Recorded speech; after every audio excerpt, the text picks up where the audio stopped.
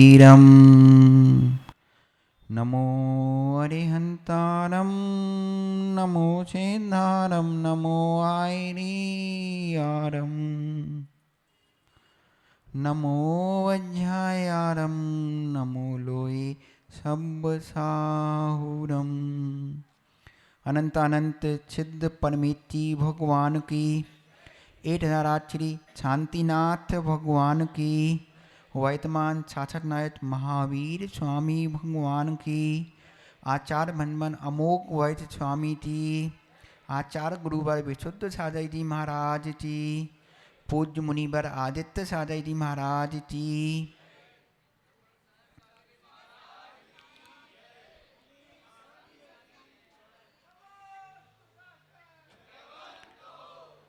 भव्य आत्माओं, आज पुनः हम अपने संस्कारों में दृढ़ होने के लिए धर्म सभा में एकत्रित हुए हैं। हमारी रुचि, हमारे भाव संस्कारों को एकत्रित करने के होते हैं, लेकिन स्थिति वशात, कर्म वशात हम उसमें स्थिर नहीं हो पाते। उन्हीं अच्छी अच्छी प्रवृत्तियों को हम अपने चित्त में स्थायी करने के लिए पुनः उनका चिंतन मनन करते हैं। यहाँ आचार्य मनमन प्रश्नोत्तर रत्नमालिका ग्रंथ में वो ही प्रक्रिया चल रही है कि हमारा चित्र स्थिर हो, हमारे भाव शुभ में ही लगे रहें, हमारा उपयोग शुद्ध उपयोग में लगे, शुभ उपयोग में लगे और एक दिन परम पद की प्राप्ति हो। यहाँ पर आचार्य मनमन ने अभी प्रश्नोत्तर के चौथी गाथा में आज बता रहे हैं, त्वरितं किं कर्तव्यं विदुषां संसार संसति छेदा तिम मोक्षतरोर्बीजं सम्यक् ज्ञानं क्रिया सहितम्। त्वरित किम कर्तव्यम, त्वरित माने शीघ्रता से, अति शीघ्र, किम माने क्या, कर्तव्य है, करना चाहिए। कौन के लिए? विदुषाम, पंडित विद्वानों के लिए। विद्वानों के लिए तुरंत क्या करना चाहिए? संसार संचति छेसा, जो संसार रूपी संचति है, संचति मतलब क्रम से चली आ रही है, एक के बाद एक होना, उसका छेद, छेद माने नाश करना, नष्ट होना। तो पहला प्रश्न बना, संसार में विद्वानों के लिए छीदता छे मतलब तुरंत क्या करना चाहिए? संसार संचति का नाश करना चाहिए। दूसरा प्रश्न बनाना है, किम मोक्ष तरोर्बीजम, जो मोक्ष रूपी वृक्ष है उसका बीज क्या है? सम्यक ज्ञानम क्रिया समितम, जो हमारा सम्यक ज्ञान है वो क्रिया के साथ होना चाहिए।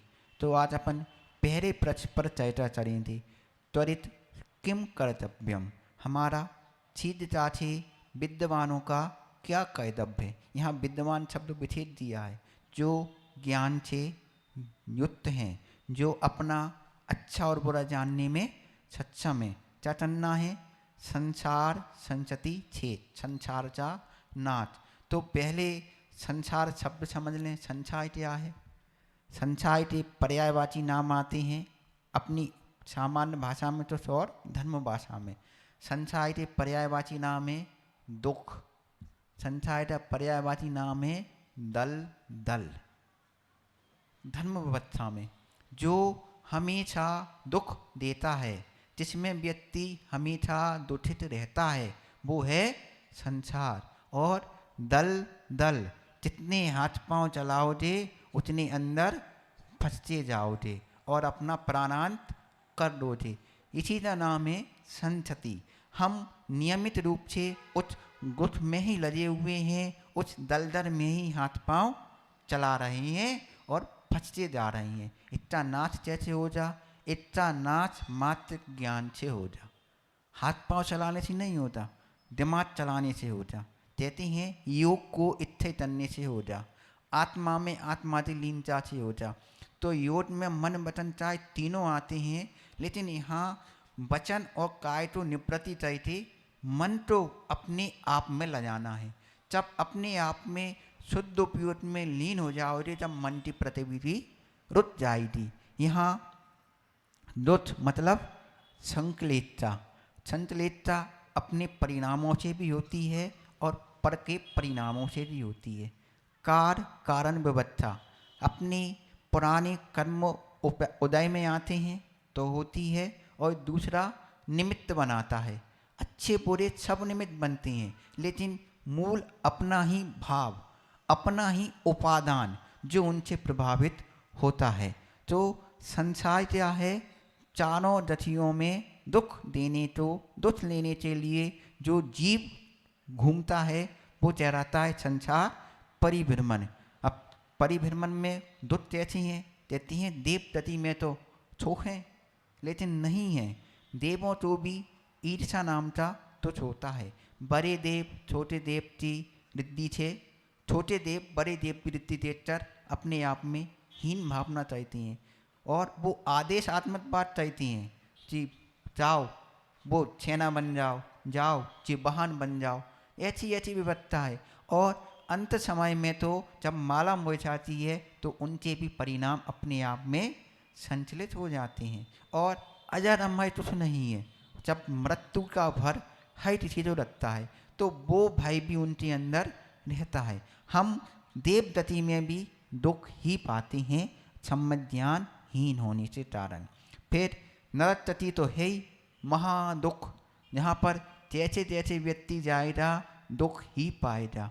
जितने ज़्यादा पाप करेगा उतने नीचे जाएगा। नीचे में उनकी उत्तरोत्तर वृद्धि होती है, काय में, आयु में भी, उनकी अवगाहना में भी, उनके दुखों में भी, और उनकी संचलितता में भी, हर चीज़ में वृद्धि होती है। हम यहाँ काय के लिए आए हैं, अपनी सुख की वृद्धि के लिए, अपनी शांति की वृद्धि के लिए, अपने आत्म उद्धार की वृद्धि के लिए और आत्म उत्साह। जब आत्म उत्साह अपने अंदर आता है तो हमारे कोई काम असंभव नजर नहीं आता। हम वृद्धि चाहते हैं, दुखों की जाते हैं नीचे। नरक भी महादुख है। अब तिर्यंच पर्याय में आ जाओ। तिर्यंच पर्याय में छाप छाप दिख रही हैं, उसमें अल्प सुख बताया है। नरक की अपेक्षा अल्प सुख है, लेकिन वो भी पूर्णता दुखी है, पर आश्रित है। तभी पूर्णता उदय हुआ उत्तम मालिक, उसकी सेवा करने वाला अच्छा मिल गया तो उसे सुख मिल जाता है। अन्यथा जंजलों में, अन्न महासागरों में जो जलताई जीवें दुख ही पा रहे हैं। भय से हमेशा भयभीत रहते हैं, आपको भय नहीं है। अच्छे जितने ही बड़े चिरंत पर्याय में जाओ, हर जानवर, हर जीव, हर प्राणी एक दूसरे से भयभीत है, एक दूसरे की जान लेने में लजाए हुआ है, छोटे से छोटा, बड़े से बड़ा। तो हर व्यक्ति भय से भयभीत है, अपने आप को महादुखों में मानता है, एक दूसरे के प्यान से प्राचे बने हुए। कक्षा 9 में या 10 में वो एक चक्र बना था कि बकरी ने उसे ठाया, उसने उसे ठाया, उसने उसे ठाया, उन्हें वो चक्र बोलते हैं। तो वो चक्र है, वो है परंपरा। आचार भन वो ही परंपरा कुर्बानी के लिए, तोड़ने के लिए आपसे कह रहे हैं। वो ही है संसार संचति कि हम कैसे तोड़ेंगे। हम इन विषयों पर तब चिंतन करेंगे, हम उनको अपने आत्मा में अनुभूत करेंगे कि हम दुख के बदले दुख ही पाते हैं, संचलितता के बदले संचलितता ही पाते हैं।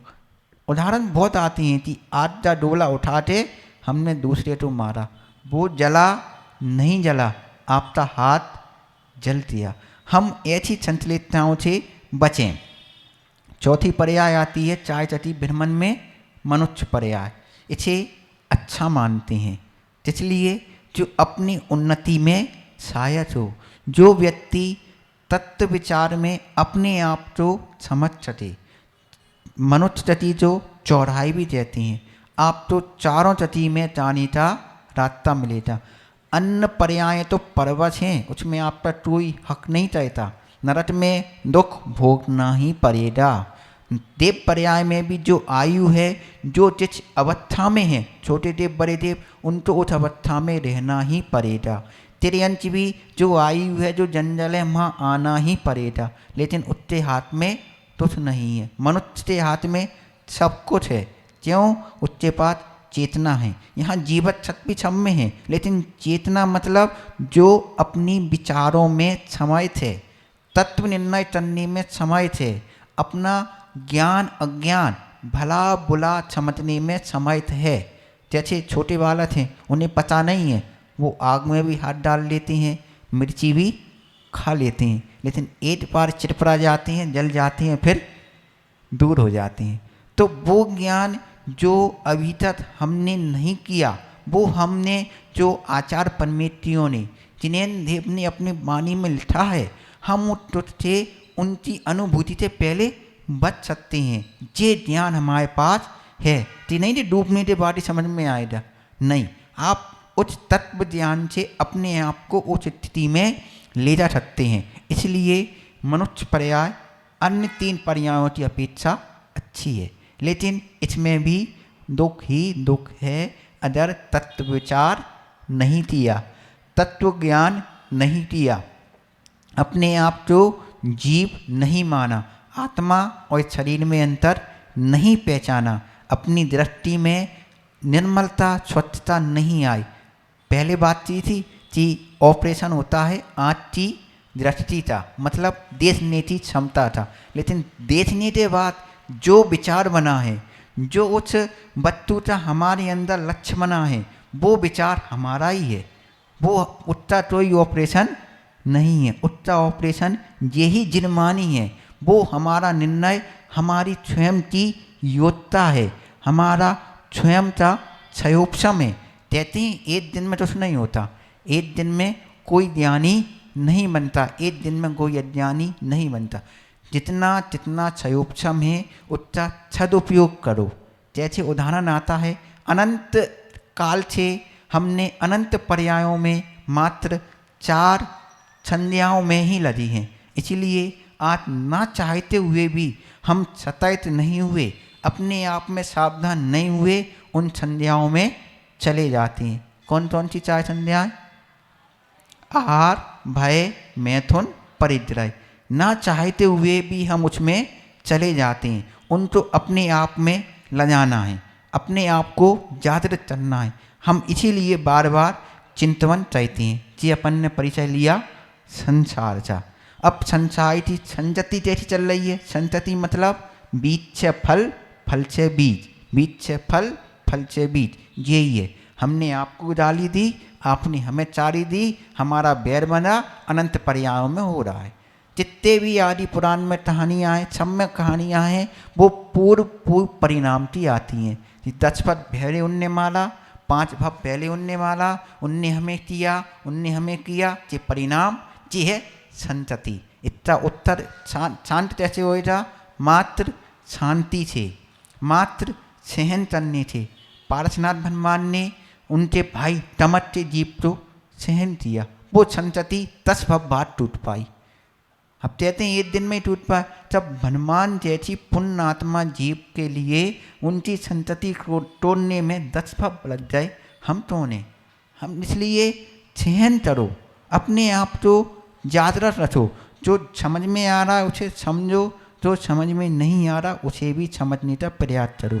आता है कि कहते हैं जिनमानी के वचन अमृत तुल्य ही हैं, अपने अंदर जाएंगे तो वो मिठास ही पैदा करेंगे। हम अपने आप को ध्यान से, व्रत आचरण से, चारित्र्य से और आत्मकल्याण की भावना से, भावना तो है चाहती है धन कल्याण की, नाम कल्याण की, नाम ऊपर होना चाहिए, धन ऊपर होना चाहिए, ये कल्याण नहीं है। आत्म कल्याण की भावना अपने अंदर लाना है, वो ही हमारी संसार संतति तो थे देगा। अब हमारा इच्छा क्या मूल उद्देश्य निकला? एक लाइन महाराज जी ने जब पेटोर आए थे ना, शुरू में बोली थी कि हम वो लाइन तब से हम 5 बार बोलेंगे। क्या परिणामों थी कि अपन लोग जो चाहते हैं, जैसे मिठाई बनती है, मिठाई चाय बनती है, माँ बेटी छक्के थी, तो इसमें आया है एक शब्द गोबर। ती गोबर थी तभी मिठाई नहीं बनती, गोबर थी कभी मिठाई नहीं बनती, लेकिन समय पर प्रयोग नहीं की गई तो मिठाई बनी है ना, मावे मिष्ठान थी, वो भी डोबर हो जाती है। इसलिए उस समय का उपयोग करो, आप मनुष्य पर्याय का उपयोग करो। चाहे सुन लो, गोबर की कभी मिठाई नहीं बनती, लेकिन जो मिठाई बन गई अपलोड पुण्यात्मा है, गोबर नहीं है तो संसार में घूमना ही है। धर्म में रुचि है, धर्म में आए हैं, सम्यक रची है, मतलब मिठाई के तुल्य हो जाए। लेकिन वो दूसरी लाइन आ गई, गोबर की मिठाई नहीं बनती, लेकिन मिठाई भी समय के साथ उपयोग नहीं की गई। हर चीज़ की लिमिट होती है, तो 2 दिन में खराब होती हैं, तो उसी दिन खराब होती हैं, तो 3 दिन में खराब हो जाती हैं। अगर समय पर उपयोग नहीं की गई तो वो मिठाई भी गोबर हो जाती है। तो अगर मनुष्य पर्याय का हमने संतति तोड़ने में उपयोग नहीं किया तो हम फिर उस 84 के चक्कर में घूमते रहेंगे, ना जाने कब पुण्य जोड़ पाएंगे, तब हम अपने आप से संतुलित परिणामों को संभाल पाएंगे। तो जो संसार संतति कोड़ने का सीताचारम क्या है, आचार्य भनमन ने पहले एक विद्वान शब्द दिया है, विदुषाम, माने ज्ञानियों को जो बात समझ में आई थी, हम ज्ञानी हैं, हम तत्व पर रुचि रखते हैं, हम अपने आप में सदैव और सतत हैं, इसलिए हम अपने आप को सुधारेंगे, दिन प्रतिदिन रोज वही बात सुनेंगे। महाराज जी बोला शुरू में, आज प्रवचन है, प्रवचन नहीं है। परा उपसाइड आता है श्रेष्ठता में, जो जिनेन्द्र देव के वचन हैं, जो आचार्य परमेश्वरी के उत्तरित वचन हैं, उत्तम सर्वोत्तम वचन हैं, वो ही प्रवचन है। हम क्या बोल रहे हैं, जो उनकी पुरानी बातें हैं, जो उनने अनुभूति में ली हैं, हम तो उच्चा रट रटते रहते हैं ना, मार मार मन रहे हैं, उन्हें अपने अंदर बार बार बोलकर अनुभूति लेकर अभ्यास चाहते थे, उसमें डूबने की कोशिश कर रहे हैं। जैसा सुख शांति हमें मिल रहा है वैसा आपको भी मिले, आप भी उसी का बार बार अभ्यास करें और इस संसार रूपी संतति को छोड़ें। संसार का नाम क्या है, दल दल, हाथ पांव चलाओ दे, अंदर फंस जाओ दे। दुख संग लेता, दूसरों तो दो या तुम लो, हमेशा नुकसानी होएगा। हम संसार को छोड़ें, चारों गतियों के परिभ्रमण को छोड़ें और अपना आत्मकल्याण करें। धर्म ध्यान, शुक्र ध्यान रूपी ध्यान की अग्नि पर आराम से उत्तरोत्तर वृत्ति करते एक दिन सिद्ध अवस्था को प्राप्त करें। बोलो भगवान महावीर स्वामी जी